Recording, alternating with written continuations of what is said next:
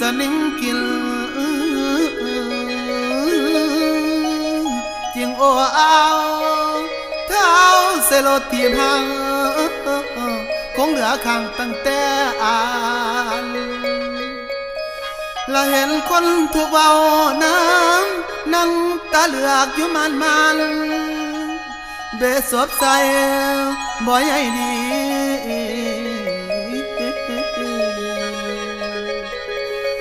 นางอะไรน้ำคนมีขี้เทนาราคาล้าน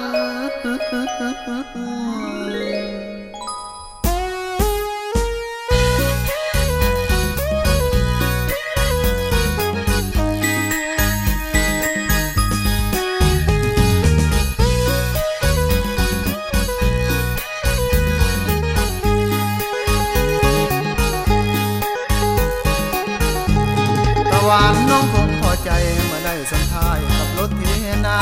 รถที่บ่เลี้ยวพอตาก็สั่งเถอะนาแล้วแต่บุญกรรมถ้าลำตามใจของเจ้ารถที่คนเก่าบ่มีความหมายหากน้องต้องมากับกายเส้นไปสัมภาษณ์กับรถเทนาพลาอ้ายมันตำต้อยน้ำแสนหอยก็ตามเถิดนารถที่บ่สมศักดาบ่คือเทนาตาเพชรคัน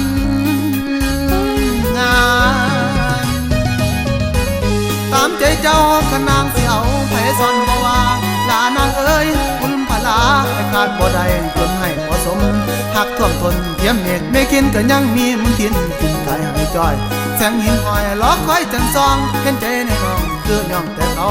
บ่ได้เจ้าสมดังใจหมายระวังใจกับรถให้เลือกเอาเด้อน้องสุดมองอุลาไว้วันบนบ่อเทียมทันที่จะได้คลองรถทีบมีแต่มัวมองระวังเถิดน้องยำหัวเทียนตายหัวใจของอายเสียห้องอย่ายกให้น้องฟังฟองมันมาให้เทนาตาเพชรเอาไปรถทีบของอายบ่มีหัวเทียน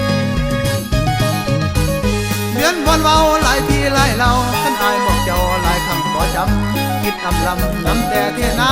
คิดอำลำน้ำแต่เทนาบาดเมื่อยำเขาป่าลังน้ำตาลิ้นย่อยไว้มาซ้อนโผโซคันเก่าที่ห่างเท่าสิพาเจ้าสังวนจนแต่อายรถทีบคันเดียว